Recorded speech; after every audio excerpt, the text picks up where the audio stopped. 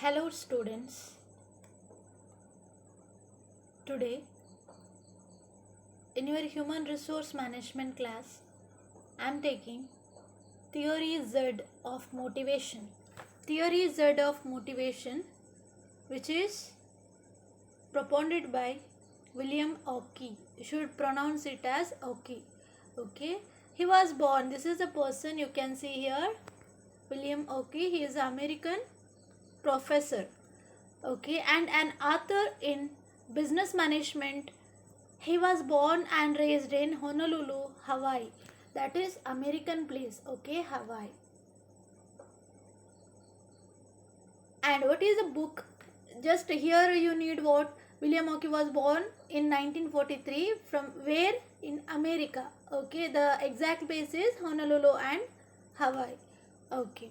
Ockey wrote a book called Theory Z, how American business can meet the Japanese challenge, okay. His whole theory, that is Theory Z, is based on how America and Japanese industries are matching together, or organizations are matching together, okay. He is going to compare Japanese business with the American business. Basically he is from America, ಅವನು ಅಮೇರಿಕದವನು.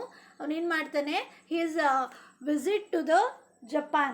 ಒಮ್ಮೆ ಜಪಾನಿಗೆ visit ಮಾಡ್ತಾನೆ.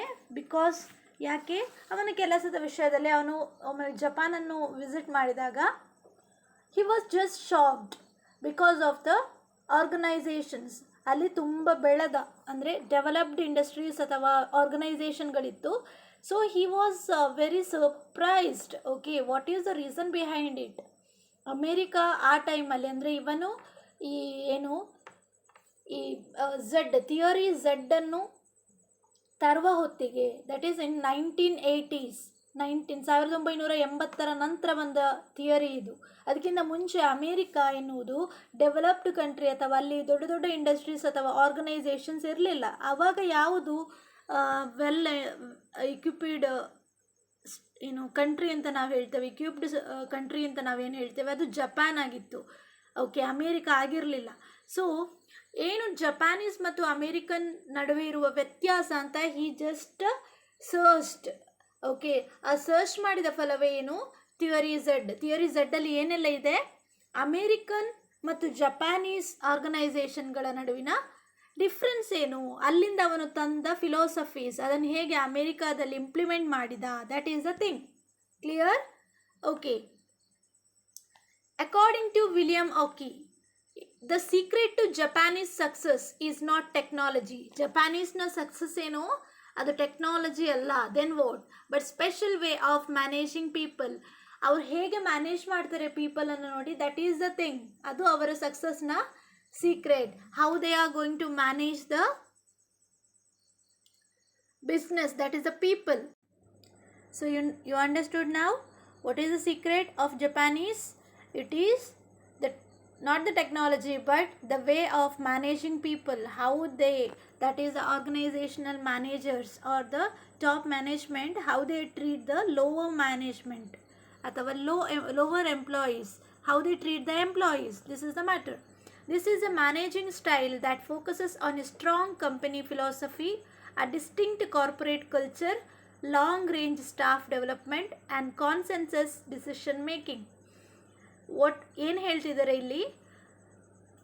This is distinct corporate culture. Actually corporate culture ಹೇಗೆ, management ಎನ್ನುವುದು strict ಆಗಿರಬೇಕು, they should not listen to the employees, ಆ ಥರ. But this is distinct, ಇದು ಭಿನ್ನವಾಗಿದೆ, ಇದಕ್ಕಿಂತ ಬೇರೆ, okay. Long range staff development, ಒಂದು ಏನು ಲಾಂಗ್ ಆಗಿ ತುಂಬ ಒಂದು ದೊಡ್ಡ ಮೊತ್ತದ ಅವಧಿಯಲ್ಲಿ ಏನು ಮಾಡಬೇಕು, ಎಂಪ್ಲಾಯೀಸ್ ಯಾರಿದ್ದಾರೆ ಅವರ ಡೆವಲಪ್ಮೆಂಟ್ ಮಾಡುವುದು. ಎಂಪ್ಲಾಯೀಸ್ ಡೆವಲಪ್ಮೆಂಟ್ ಎಲ್ಲ ಕೆಲವು ಆರ್ಗನೈಸೇಷನ್ಗಳಲ್ಲಿ ಅದೊಂದು ದೊಡ್ಡ ಇಂಪಾರ್ಟೆನ್ಸೇ ಅಲ್ಲ, ಅದಕ್ಕೊಂದು ಇಂಪಾರ್ಟೆನ್ಸೇ ಕೊಡುವುದಿಲ್ಲ. ಬಟ್ ಇಲ್ಲಿ ಜಪಾನೀಸ್ ಏನು ಮಾಡ್ತಿದ್ದಾರೆ, the employees, that is staff ಡೆವಲಪ್ಮೆಂಟ್ಗೆ ಹೆಚ್ಚು ಮಹತ್ವ ಕೊಡ್ತಾರೆ. They are giving the more importance to the staff development. And consensus decision making ಅಂದರೆ ಏನು, ಆಕ್ಸೆಪ್ಟಿಂಗ್ ದೇಯರ್ ಸಜೆಷನ್. ಎಂಪ್ಲಾಯೀಸ್ಗಳ ಸಜೆಷನ್ ಏನಿದೆ ಅವುಗಳನ್ನು ಆಕ್ಸೆಪ್ಟ್ ಮಾಡುವುದು. ಎಲ್ಲರೊಂದಿಗೆ ಸೇರಿ ಒಂದು ಡಿಸಿಷನ್ ತಗೊಳ್ಳೋದು, ಚರ್ಚೆ ಮಾಡುವುದು, ಎಂಪ್ಲಾಯೀಸ್ಗಳನ್ನು ಕೂಡ ಸೇರಿಸಿ ಅವರ ಐಡಿಯಾಸ್ ಏನು ಅದನ್ನು ನಾವು ಏನು ಹೇಳ್ತೇವೆ, ಕಾನ್ಸೆನ್ಸಸ್ ಡಿಸಿಷನ್ ಮೇಕಿಂಗ್ ಅಂತ ಹೇಳ್ತೇವೆ. So what is the brief overview, let's see. ಅಂದರೆ ಥಿಯರಿ ಝಡ್ ಅಂದರೆ it was invented by American economist and management professor, ಯಾರು, William Ouchi, following the X and Y theory by Douglas McGregor in 1960. X and Y ಇದು theory ಯಾರದದು, Douglas McGregor. Okay, ಯಾವಾಗ 1960ಯಲ್ಲಿ 1960ಯಲ್ಲಿ X ಮತ್ತು Y theory ಬಂದ ನಂತರ William ಆಕಿ ಎನ್ನುವರು 1980ಯಲ್ಲಿ ಥಿಯರಿ ಝಡ್ಡನ್ನು ಇನ್ವೆಂಟ್ ಮಾಡ್ತಾರೆ ಅಂತ. Okay, the theory Z was introduced in the 1980s by William ಆಕಿ based on Japanese style. Okay, this is the main thing, Japanese style. Okay, theory Z is a hybrid management system which incorporates the strength of Japanese and American management. The strength incorporates strength of Japanese and American management. Japanese ಮತ್ತು American ಮ್ಯಾನೇಜ್ಮೆಂಟ್ಗಳ ಒಂದು hybrid mixture ಅಂತ ಹೇಳ್ಬೋದು. ಆ Japanese ಮತ್ತು American management ಎರಡರ ಒಂದು mixture this theory Z. Okay, ಅದೇನು ಹೇಳ್ತದೆ ಮತ್ತು ಇದೇನು ಹೇಳ್ತದೆ ಅಂತ ಥಿಯರಿ ಝಡ್ಡಲ್ಲಿ ವಿಷಯ ಇದೆ. ಓಕೆ, ದ ಕೀ ಪಾಯಿಂಟ್ಸ್ ಅಥವಾ ಫೀಚರ್ಸ್ ಅಂತ ಹೇಳಬಹುದು ಥಿಯರಿ ಝಡ್ನ. Features of theory Z. Okay, first one, lifetime employment. ಏನು ಹೇಳ್ತದೆ ಥಿಯರಿ ಝಡ್ಡಲ್ಲಿ? ಫಸ್ಟ್ ಪಾಯಿಂಟ್ ಅಂದರೆ ಲೈಫ್ ಟೈಮ್ ಎಂಪ್ಲಾಯ್ಮೆಂಟ್. ಯಾವುದೇ ಈ ಯುಗದಲ್ಲಿ ಅಥವಾ ಈಗ ಈ ಎರಾದಲ್ಲಿ ಇಲ್ವೋ ಅದನ್ನು ಲೈಫ್ ಟೈಮ್ ಎಂಪ್ಲಾಯ್ಮೆಂಟ್ ಎನ್ನುವುದು ಇಟ್ ಈಸ್ ವೆರಿ ಇಂಪಾರ್ಟೆಂಟ್ ಅಂತ ಹೇಳಿ ಥಿಯರಿ ಝಡ್ಡಲ್ಲಿ ಅವನು ಹೇಳ್ತಾನೆ. ಯಾಕಂದರೆ ಥಿಯರಿ ಝಡ್ಡಲ್ಲಿ ಜಪಾನೀಸ್ ಏನು ಮಾಡ್ತಾರೆ, ಅಷ್ಟು ದೊಡ್ಡ ಇಂಡಸ್ಟ್ರೀಸ್ ಅಥವಾ ಆರ್ಗನೈಸೇಷನ್ ನಡಿಬೇಕಿದ್ರೆ, ಚೆನ್ನಾಗಿ ನಡಿಬೇಕಿದ್ರೆ ಅವರ ಫಿಲಾಸಫಿ ಯಾವುದಾಗಿತ್ತು, that is lifetime employment. ಒಮ್ಮೆ ಒಬ್ಬನನ್ನು ಎಂಪ್ಲಾಯ್ ಆಗಿ ತಗೊಂಡ್ರೆ ಅವನಿಗೆ ಎಷ್ಟು ಬೇಕು ಎಲ್ಲ ಡೆವಲಪ್ಮೆಂಟ್ಸ್ ಅಥವಾ ಟ್ರೈನಿಂಗ್ ಏನು ಬೇಕು ಎಲ್ಲ ಕೊಡ್ತಾರೆ. ಅವನನ್ನು ಅದೇ ಕಂಪನಿಯಲ್ಲಿ ಉಳಿಯುವ ಹಾಗೆ ಮಾಡ್ತಾರೆ. ಎಲ್ಲ ಫೆಸಿಲಿಟೀಸ್ಗಳನ್ನು ಕೊಟ್ಟು ಅದೇ ಕಂಪನಿಯಲ್ಲಿ ಲೈಫ್ ಲಾಂಗ್ ಉಳಿಯುವ ಹಾಗೆ ಮಾಡ್ತಾರೆ. ಗೊತ್ತಾಯ್ತಾ? That is lifetime employment. Let's read. Theory Z suggest strong bond between organisation and its employees by providing lifetime employment, avoiding retrenchment and layoff. ಈ ರಿಟ್ರೆಚ್ಮೆಂಟ್ ಅಂದರೆ ಬದಲಾವಣೆ, ಕೊಟ್ಟ ಕೆಲಸವನ್ನು ನಾವು ಪುನಃ ತಗೊಳ್ಳೋದು, ರಿಟರ್ನ್, ಅಂತಹ ಯಾವುದೂ ನಡೆಯುವುದಿಲ್ಲ. ಆ್ಯಂಡ್ ಲೇಆಫ್ ಅಂದರೆ ಲೀವ್. ಈಗ ಒಂದು ಬಿಸ್ನೆಸ್ ನಷ್ಟ ಆಗ್ತಾ ಇದೆ ಅಂತ ಹೇಳುವಾಗ ಕೆಲವು ಎಂಪ್ಲಾಯೀಸ್ಗಳಿಗೆ ರಜೆ ಕೊಡ್ತಾರೆ. ಗೊತ್ತಾಯ್ತಾ? ಮತ್ತೆ ತಗೊಳ್ಳುವ ಅಥವಾ ತಗೊಳ್ಳಿಕ್ಕಿಲ್ಲ ಏನಾದರೂ ಮಾಡಿ ಕೆಲವು ಎಂಪ್ಲಾಯೀಸ್ಗಳನ್ನು ಬಿಡ್ತಾರೆ. ಅಂತಹ ಯಾವುದೇ ಸನ್ನಿವೇಶ ಮಾಡುವುದಿಲ್ಲ. ಅವರು ಎಷ್ಟೇ ನಷ್ಟದಲ್ಲಿದ್ದರೂ ಕೂಡ ಯಾವುದೇ ಎಂಪ್ಲಾಯೀಸ್ಗಳನ್ನು ಬಿಡುವುದಿಲ್ಲ. ಮೋರೋವರ್ ಅವರು ಲಾಸಲ್ಲಿ ಇರುವುದೇ ಇಲ್ಲ Japanese business. Okay, so this is the first feature, life time employment. Second one, slow evolution and promotion. ಕೆಲವು ಬಿಸ್ನೆಸ್ಗಳಲ್ಲಿ ನೀವು ನೋಡಿರ್ಬೋದು, ಪ್ರಮೋಷನ್ ಹೇಗಿರ್ತದಂದರೆ ಇವತ್ತು ಬಂದವರು ನಾಳೆ ಅಥವಾ within 1 month because of there performance promote ಆಗಿರ್ತಾರೆ. ಪ್ರಮೋಷನ್ ಅಂದರೆ ಒಂದು ಜಾಬಿಂದ ಹೈಯರ್ ಲೆವೆಲಿಗೆ ಪ್ರಮೋಟ್ ಆಗುವುದು. ಓಕೆ, ಇನ್ನೊಂದೇನಿದೆ ಪ್ರಮೋಷನ್, ಮತ್ತು ಇನ್ನೊಂದು ಯಾವುದು ಗೊತ್ತಾಯ್ತಾ? ಟ್ರಾನ್ಸ್ಫರ್. ಓಕೆ, ಟ್ರಾನ್ಸ್ಫರ್ ಅಂದರೆ ಏನು? ಒಂದು ಬ್ರಾಂಚಿಂದ ಇನ್ನೊಂದು ಬ್ರಾಂಚಿಗೆ ಅಥವಾ ಒಂದು ಪ್ಲೇಸಿಂದ ಇನ್ನೊಂದು ಪ್ಲೇಸಿಗೆ, ಅಲ್ಲಿ ಯಾವುದು ವರ್ಕ್ ಸೇಮ್ ಇರ್ತದೆ. ಕರೆಕ್ಟ್, ವರ್ಕ್ ಸೇಮ್ ಇರ್ತದೆ, ಬಟ್ ಟ್ರಾನ್ಸ್ಫರ್ ಆಗಿರ್ತದೆ ಅಷ್ಟೇ. ಬಟ್ ಪ್ರಮೋಷನ್ ಅಂದರೆ ಪ್ಲೇಸ್ ಸೇಮ್, ವರ್ಕ್ ಚೇಂಜ್ ಆಗಿರ್ತದೆ, ಲೆವೆಲ್ ಹೈ ಆಗಿರ್ತದೆ, ಅದನ್ನು ನಾವು ಪ್ರಮೋಷನ್ ಅಂತ ಹೇಳ್ತೇವೆ. ಇಲ್ಲಿ ಹೇಗೆ ಸ್ಲೋ ಎವಲ್ಯೂಷನ್ ಆ್ಯಂಡ್ ಪ್ರಮೋಷನ್ ಅಂದರೆ in the place of promoting a person on the basis of his achievements. ಅಂದರೆ in the place of promoting the person with his achievement, ಅವನು ಏನು ಅಚೀವ್ಮೆಂಟ್ ಮಾಡಿದ್ದಾನೆ ಅದರ ಪ್ರಕಾರ ನಾವು ಅವನಿಗೆ ಪ್ರಮೋಟ್ ಮಾಡುವ ಬದಲು ಏನು ಮಾಡಬೇಕಂತೆ, the promotion should be based on how that person motivates the working group. ಅವನ ಜೊತೆ ಇರುವ ವರ್ಕಿಂಗ್ ಗ್ರೂಪ್ ಏನಿದೆ ಅವರ ಜೊತೆ ಹೇಗೆ ಮಿಂಗಲ್ ಆಗ್ತಾನೆ, ಅವರನ್ನು ವರ್ಕ್ ಮಾಡುವ ಹಾಗೆ ಹೇಗೆ ಅವನು ಪ್ರೇರೇಪಣೆ ಮಾಡ್ತಾನೆ, how he motivates them. Yes will do this work like this ಅಂತ ಹೇಳಿ ಐಡಿಯಾಸ್ ಕೊಡುವುದು, ಅಥವಾ ಹೇಗೆ ಅವನು ಮೋಟಿವೇಟ್ ಮಾಡ್ತಾನೆ ಅವನ ಗ್ರೂಪ್ ಆಫ್ ಪೀಪಲನ್ನು. According to that you should give promotion. Understood? According to that you have to give the promotion ಅಂತ ಹೇಳಿ ಝೆಡ್ ಥಿಯರಿ ಹೇಳ್ತದೆ. Okay, next point, emphasis on humanity. The humanity, management ಮತ್ತು employees ಮಧ್ಯೆ there will be one strict conversation ಇರ್ತದೆ. Yes you should do that, you should do that ಅಂತ, you must ಅಂತ. Okay, instead of that treat them as human, ಮನುಷ್ಯರ ಹಾಗೆ ಕಾಣಿ. Humanity ಇರಬೇಕು.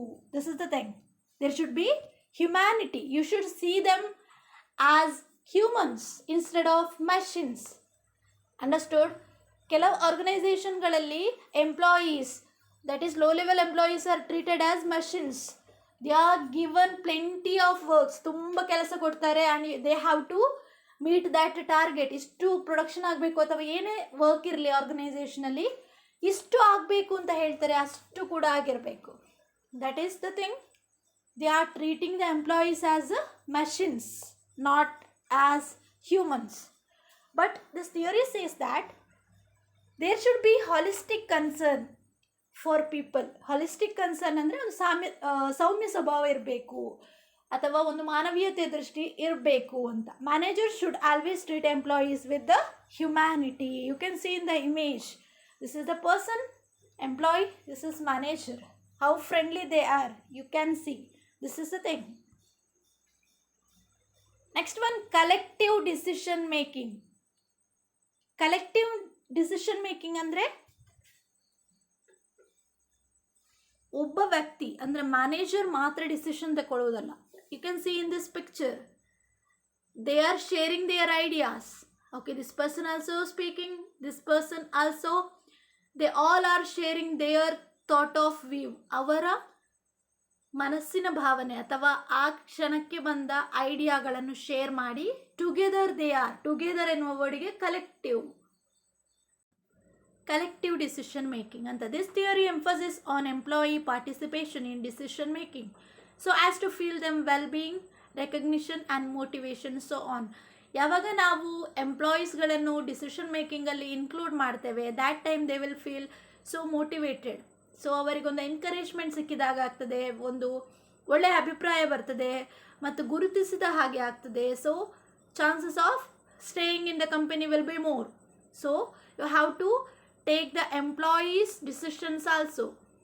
You have to include them. ಅವರ ಡಿಸಿಷನ್ನೇ ತಗೊಳ್ಬೇಕು ಅಂತಿಲ್ಲ, at least you can include them while you are taking the decision. You should include the employees as well. This is the matter. Next one, human resource development.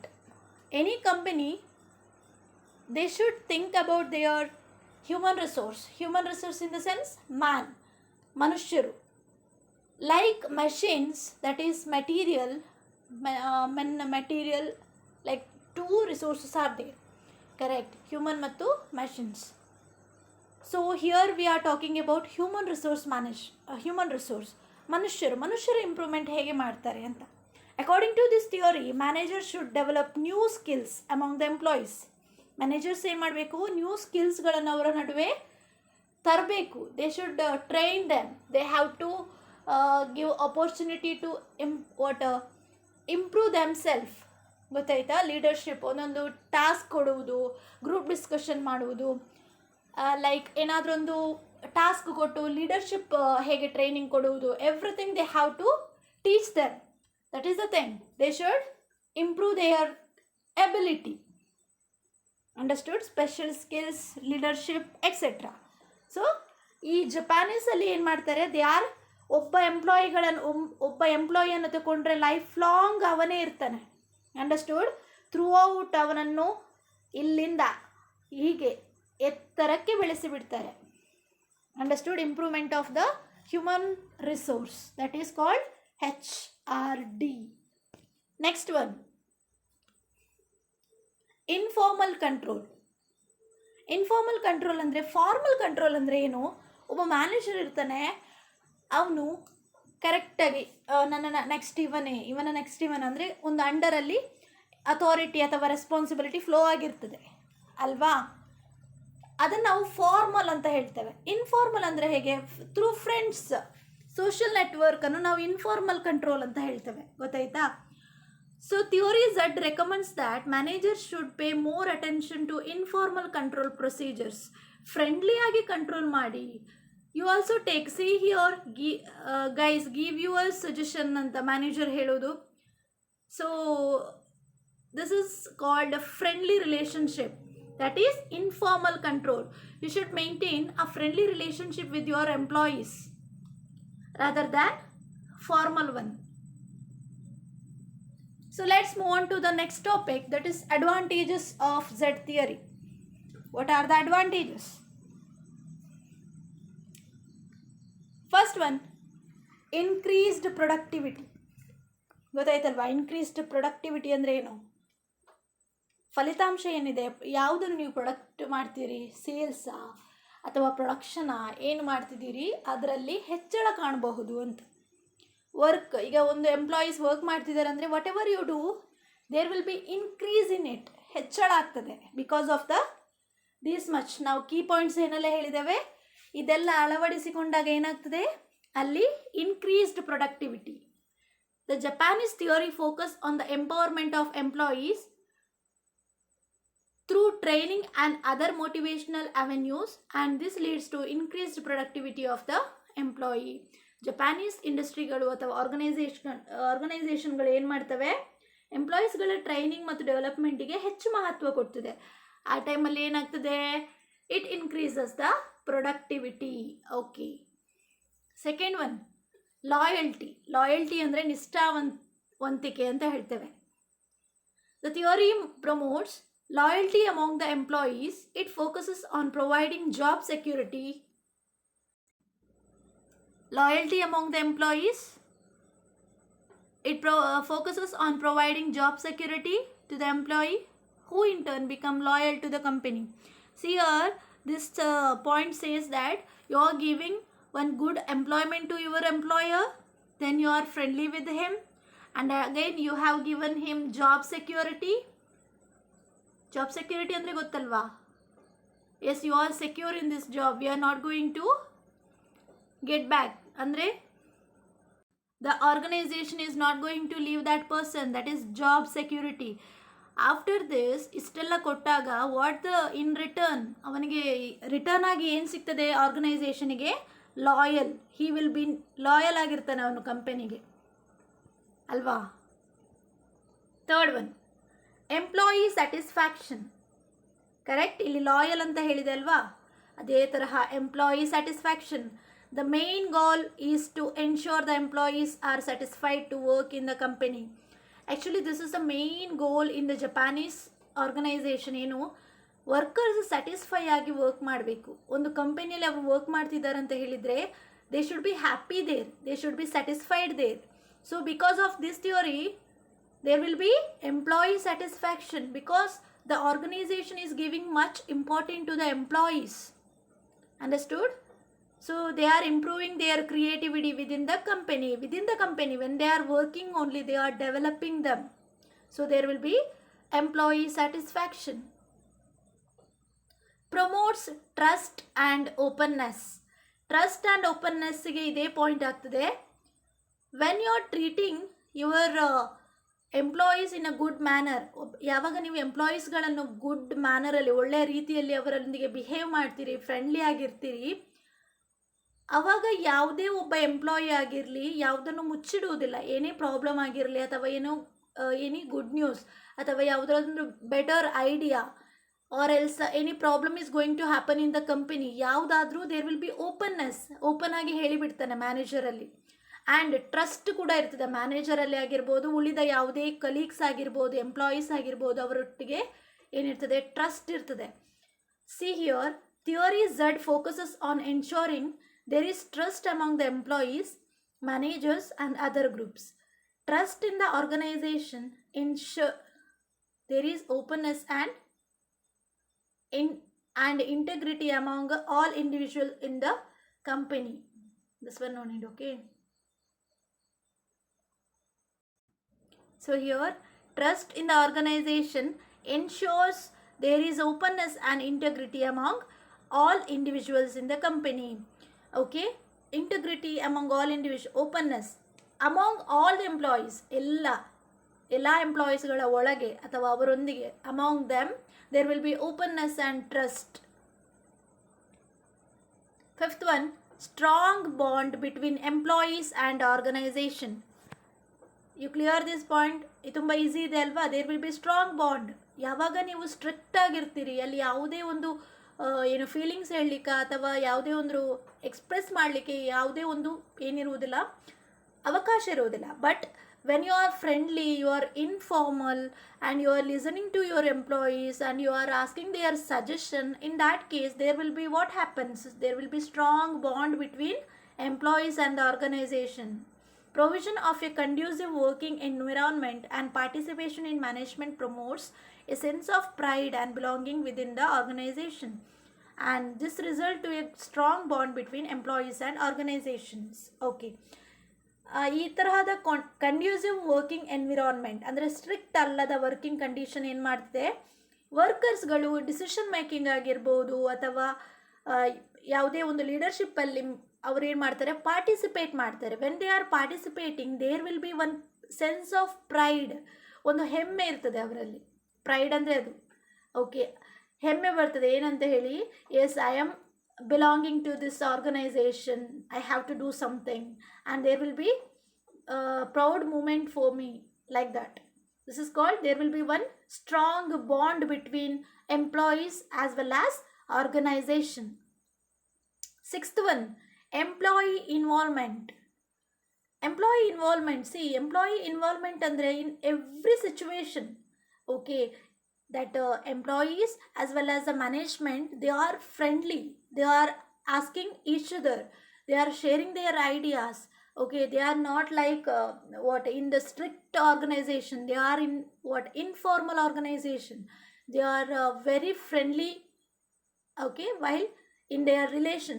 So this employee involvement ಏನಂದರೆ, contribution of employees towards the decision of the firm act as a motivational strategies, and employment will contribute to the success of the organization through their involvement. So through their involvement, ಅವರ involvement ಅಲ್ಲಿ ಏನಿದೆ, success of the organisation ಇದೆ. ಅವರ involvement ಅಂದರೆ ಎಲ್ಲಿ, in every decision. It is called the motivational strategy. ಅದನ್ನೇ ನಾವು ಆರ್ಗನೈಸೇಷನಲ್ಲಿ motivational strategy ಅಂತ ಹೇಳ್ತೇವೆ. ವೆನ್ ಯು ಆರ್ ರೆಕಗ್ನೈಸ್ಡ್, ಯಾವಾಗ ನಿಮ್ಮನ್ನು ಗುರುತಿಸಲಾಗ್ತದೆ, ಯಾವಾಗ ನಿಮ್ಮನ್ನು ಒಂದು ಡಿಸಿಷನ್ಗೆ, ಅಷ್ಟೊಂದು ಇಂಪಾರ್ಟೆಂಟ್ ಇರುವ ಡಿಸಿಷನ್ಗೆ ನಿಮ್ಮ ಸಜೆಷನ್ ಕೇಳ್ತಾರೆ, ಆವಾಗ ಏನಾಗ್ತದೆ, you will be feel pride, right? And ಏನಾಗ್ತದೆ, ಆಟೋಮೆಟಿಕಲಿ ನಿಮಗೆ ಮೋಟಿವೇಟ್ ಆಗ್ತೀರಿ ನೀವು. ನೆಕ್ಸ್ಟ್ ಫರ್ದರ್ ಕೂಡ ಇದೇ ತರಹ ಇಂಪ್ರೂವ್ಮೆಂಟ್ ಕೊಡಬೇಕು ಅಥವಾ ಇಂಪ್ರೂವ್ ಆಗಬೇಕು ಅಂತ ಹೇಳಿ ಒಂದು ಪ್ರೈಡ್ ಬರ್ತದೆ. That is called involvement. Seventh one, promotes team work. Theory Z ensures employees are able to work together as a team. Why Theory Z ensures employees are able to work together as a team? Because there is no any formal structure. ಇವರ ಅಂಡರಲ್ಲಿ B ಅಂಡರಲ್ಲಿ work ಮಾಡಬೇಕು ಅಥವಾ ಬಿಗೆ ಅಂಡರಲ್ಲಿ C A ಇರಬೇಕು, ಆ ಥರ ಯಾವುದೇ formality ಇಲ್ಲ ಇಲ್ಲಿ. ಇನ್ಫಾರ್ಮಲ್, ಓಕೆ, ಯು ಕ್ಯಾನ್, ನೀವು ಇಲ್ಲಿ ಕೆಳಗೆ ಲೋ ಲೆವೆಲಲ್ಲಿ ಇದ್ದೀರಾ, ಟಾಪ್ ಲೆವೆಲಲ್ಲಿ ಎ ಇದ್ದಾರೆ, ಆದರೆ you can just meet him to ask any doubts or yes to ask anything, you can meet him. That is ಇಲ್ಲಿ ಅದನ್ನು ಹೇಳ್ತಿದ್ದಾರೆ ಥಿಯರಿ ಝಡ್ಡಲ್ಲಿ. Okay, no formal structure and the employees coordinate, share information resources with each other. So ಒಬ್ಬೊಬ್ಬರ ನಡುವೆ ಯಾವುದೇ feelings ಆಗಿರ್ಬೋದು, ಯಾವುದೇ ideas ಇರ್ಬೋದು, they will share. So there will be one team work. Understood? Commitment of employees. Commitment of employees ಅಂದರೆ ಅವರ ಕೆಲಸಕ್ಕಿರುವ ಅವರ interest, commitment, ಎಷ್ಟು ಕಮಿಟ್ ಆಗಿದ್ದಾರೆ ಅಂತ. ಇವರ as the organisation is developing their creativity and their career ಅಥವಾ ಅವರ ಸೆಲ್ಫ್ ಡೆವಲಪ್ಮೆಂಟನ್ನು ಆರ್ಗನೈಸೇಷನ್ ಮಾಡುವ ಕಾರಣ, ಆ್ಯಂಡ್ ಹ್ಯೂಮನ್ ರಿಸೋರ್ಸ್ ಡೆವಲಪ್ಮೆಂಟ್ ಮಾಡುವುದೇ ಕಂಪನಿಯ ದೊಡ್ಡ ಒಂದು ವಿಷಯ ಆದ ಕಾರಣ, and satisfaction of employees is the main motive of the organisation ಆದ ಕಾರಣ, what happens, employees will be loyal to the company, right? ಅವ್ರೇನು ಮಾಡ್ತಾರೆ, my company is doing this much things to me and I should be loyal to my company and I have to do all the works whichever given to me. That is commitment. I will read. The Japanese management theory focuses on the development of employee skills and the creation of incentives that ensure there is coordination and commitment of employees in their daily responsibilities. There will be coordination. ಯಾವುದೇ work ಇರಲಿ, there will be coordination in their daily responsibilities. Why? Because they are given the proper incentives. Salary ಆಗಿರ್ಬೋದು ಅಥವಾ skill training ಆಗಿರ್ಬೋದು, ಯಾವುದೇ benefit ಇದೆ organisation, everything they have given. So ಇನ್ನೇನಿದೆ ಎಂಪ್ಲಾಯೀಸ್ಗೆ work, they have to do their work. This is the responsibility. So commitment of employees, they will do, they have to do ಅಲ್ಲ. Because of these facilities ನಮ್ಮ ಮನಸ್ಸು ಏನಾಗ್ತದೆ, yes we have to do for the company ಅಂತ change ಆಗ್ತದೆ. Okay, 9th one, promotes generalist. Generalist ಅಂದರೆ thinking ಮಾಡುವವರು, ಚಿಂತಕರು ಹೆಚ್ಚಾಗ್ತಾರೆ ಅಂತ. ಬಿಕಾಸ್ ಯಾಕಾಗಿರ್ಬೋದು, everybody is given the chance to share ಅಲ್ವಾ, to discuss. See here, I will read. According to William Ockey, employees should be knowledgeable about various aspects of the company in order to participate in management decision.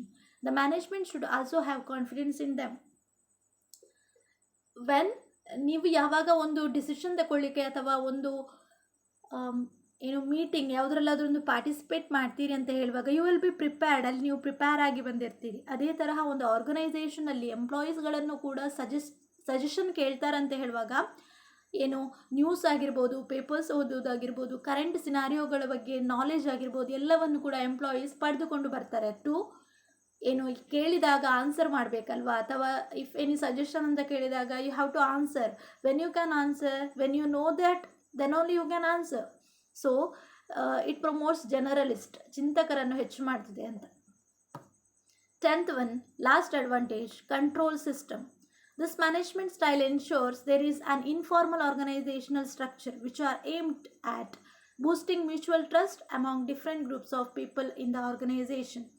Control system is advantage because here informal organizational structure is maintained. Informal organizational structure ಅಂದರೆ different group of people ಇದ್ದಾರೆ ಒಂದು ಬಿಸ್ನೆಸ್ನ ಅಂಡರಲ್ಲಿ, ಆದರೂ ಕೂಡ ಒಂದು mutual trust ಇದೆ ನಮ್ಮ organisation, R employees ಅಂತ.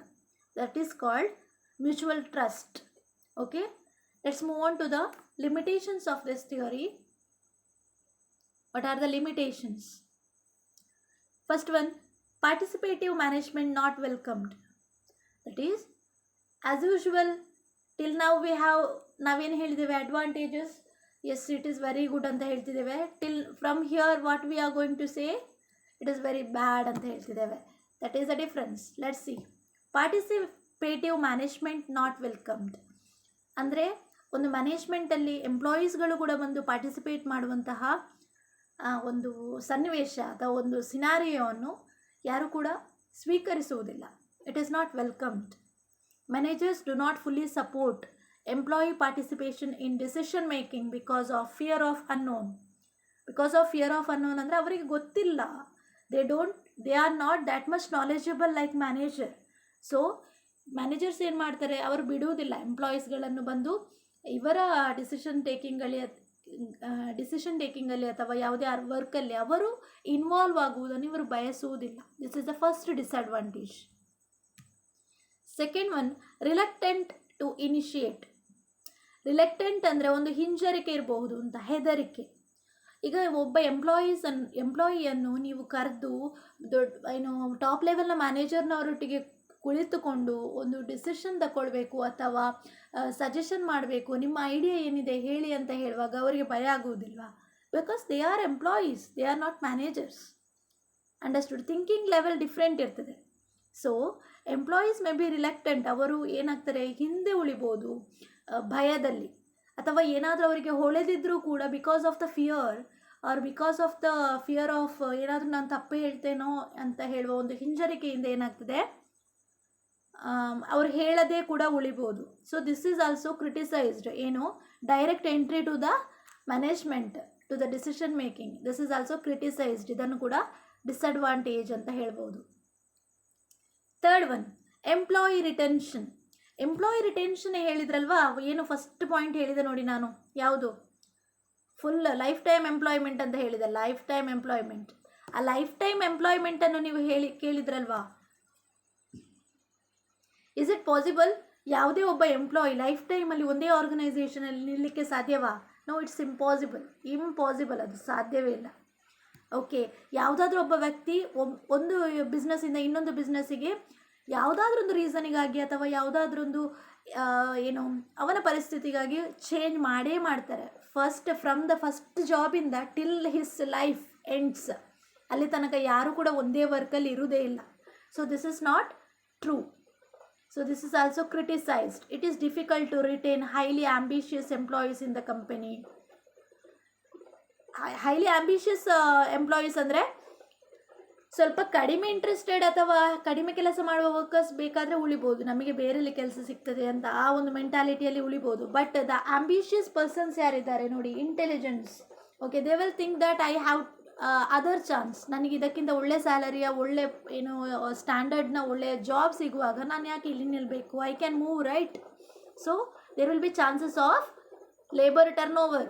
Okay, retention it is not possible. The next one, structured organization.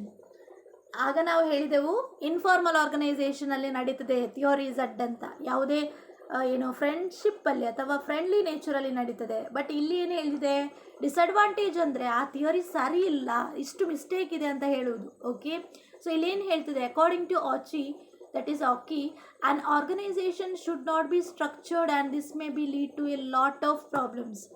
Unstructured organization lead to lack of responsibility.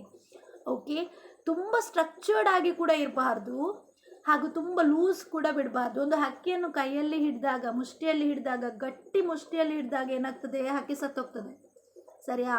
ಅದೇ ಸ್ವಲ್ಪ ಲೂಸ್ ಬಿಟ್ರಿ ಅಂತ ಅಂದ್ಕೊಂಡ್ರೆ ಹಾರಿ ಹೋಗ್ತದೆ. ಸೊ ಹೇಗೆ ಹಿಡಿಬೇಕು, ಅದು ಹಾರಿಯೂ ಹೋಗಬಾರ್ದು, ಸಾಯಲೂಬಾರ್ದು, ಆ ಒಂದು ಹದದಲ್ಲಿ ಹಿಡಿಬೇಕಲ್ವಾ? ಸೊ ಲೈಕ್ ದ್ಯಾಟ್, ಸ್ಟ್ರಕ್ಚರ್ ಆಗೂ ಇರಬಾರ್ದು, ಅನ್ಸ್ಟ್ರಕ್ಚರ್ ಆಗಿಯೂ ಇರಬಾರ್ದು. ಸೊ ಸ್ಟ್ರಕ್ಚರ್ ಆಗಿದ್ದರೆ ಏನಾಗ್ತದೆ, it will lead to lot of problems, ತುಂಬ ಪ್ರಾಬ್ಲಮ್ಸ್ ಆಗ್ತದೆ.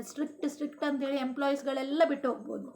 ಅನ್ಸ್ಟ್ರಕ್ಚರ್ ಆಗಿದ್ದರೆ ಏನಾಗ್ತದೆ, ಅಲ್ಲಿ ಒಂದು ಏನು ಯಾರಿಗೊಂದು ಭಯವೇ ಇರೋದಿಲ್ಲ, ರೆಸ್ಪಾನ್ಸಿಬಿಲಿಟಿಯೇ ತಗೊಳ್ಳಿಕ್ಕಿಲ್ಲ, ಯಾರು ಕೊಟ್ಟ ಕೆಲಸ ಏನಿದೆ ಅದನ್ನು ಮಾಡಲಿಕ್ಕಿಲ್ಲ. So that is a thing, structured organisation. Explanation ನೀವು ಬರೀಬೇಕು, ಬರೀ ಹೆಡ್ಡಿಂಗ್ ಬರೆದ್ರೆ ಏನು ಸ್ಟ್ರಕ್ಚರ್ಡ್ ಆರ್ಗನೈಸೇಷನ್ ಅಂದರೆ ಏನು ಅಂತ ಅರ್ಥ. So when you write this explanation then only it is valid. Next point, common culture.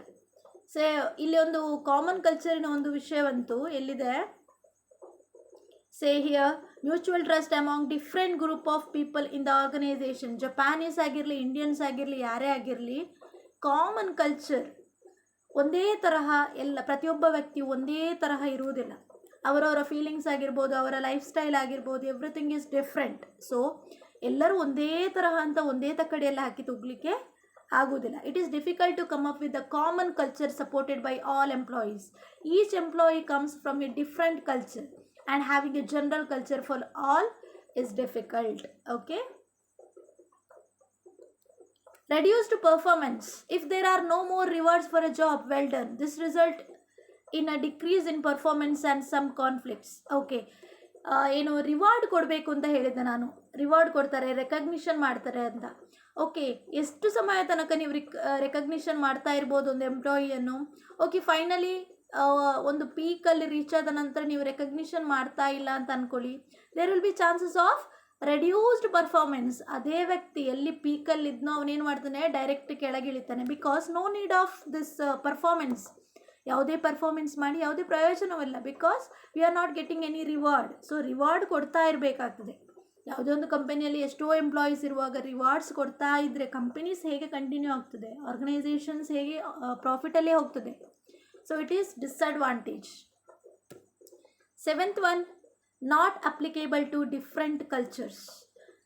The theory is based on Japanese management. So ಇದು ಜಪಾನೀಸ್ ಮ್ಯಾನೇಜ್ಮೆಂಟಲ್ಲಿ ನಡೀತದೆ ಅಂತ ಹೇಳಿ, ಇಂಡಿಯಾ ಅಥವಾ ಬೇರೆ ಬೇರೆ ಚೀನಾ ಆ ತರಹದ ಬೇರೆ ಬೇರೆ ರಾಷ್ಟ್ರಗಳಲ್ಲಿ ಅಥವಾ ಕಲ್ಚರ್ಗಳಲ್ಲಿ, ಸಂಸ್ಕೃತಿಗಳಲ್ಲಿ ಎಲ್ಲ ಕಡೆ ಅದು ಮ್ಯಾಚ್ ಆಗ್ತದೆ ಅಂತ ನಾವು ಹೇಳಲಿಕ್ಕಾಗೋದಿಲ್ಲ. ಗೊತ್ತಾಯ್ತಾ, ಎಲ್ಲ ಕಡೆ ಅದು ಮ್ಯಾಚ್ ಆಗುವುದಿಲ್ಲ because they R unique. C Indians and Japanese are different. Okay, and you can see their lifestyle and our lifestyles are different. Their food styles, our food styles are different. They are living, singly live ಮಾಡ್ತಾರೆ, we are living with family. ಆ ಥರ different thing ಇದೆ, ಗೊತ್ತಾಯ್ತಾ. Salary ನೋಡೋದಿದ್ರು ಅಲ್ಲಿ salary hike ಇರ್ತದೆ, ಅದೇ ಥರ ಇಲ್ಲಿ ಸ್ಯಾಲ್ರಿ ಕೊಡ್ಲಿಕ್ಕೆ ಹೋದರೆ income, the GDP, what India has, it will not enough. So we have to think all about that. This is not applicable. This is ಅಂದರೆ ಯಾವುದು, theory Z is not applicable to every culture. ಎಲ್ಲ ಕಲ್ಚರಿಗೂ ಅದು apply ಆಗುವುದಿಲ್ಲ. No complete solution. This theory of management does not offer a complete solution to various motivation problems of the organization which operate in different environment. ಎಲ್ಲ ಎನ್ವಿರಾನ್ಮೆಂಟ್ಗಳಲ್ಲಿ ಯಾವ ತರಹದ motivation problems ಇರ್ತದೆ. ಒಬ್ಬ employee ವರ್ಕೇ ಮಾಡೋದಿಲ್ಲ, ಅವನ ಪ್ರಾಬ್ಲಮ್ ಏನಾಗಿರ್ಬೋದು, ನಿಮ್ಮ ಯಾವುದೇ ಫೆಸಿಲಿಟಿ ಅವನ ಪ್ರಾಬ್ಲಮ್ ಆಗಿರಲಿಕ್ಕಿಲ್ಲ. May be his mentally problem ಆಗಿರ್ಬೋದು ಯಾವುದಾದ್ರೂ, ಅಥವಾ he may be suffering from his health problems or else some other. So you can't get one complete solution from this theory Z. ಒಬ್ಬ ವ್ಯಕ್ತಿ theory Z ನೀವು implement ಮಾಡಿದ ತಕ್ಷಣ ಕೆಲಸವೇ ಮಾಡದ ಒಬ್ಬ ವ್ಯಕ್ತಿ ಒಳ್ಳೆ ಕೆಲಸ ಮಾಡಲಿಕ್ಕೆ ಸಾಧ್ಯವೇ ಇಲ್ಲ. Okay, you will not give any it will not give any complete solution for the motivational problems. Yes, this is about our what is that theory, William Ockey's theory ಅಂತ ಕೂಡ ಹೇಳ್ತಾರೆ, Z theory ಅಂತ ಕೂಡ ಹೇಳ್ತಾರೆ. Okay, I hope you understood this. If any doubt you have, you can ask me. And thank you for your time. I hope you understood and had a good time. Okay, thank you. Maintain the notes. Okay, this PPT only you have to write as notes.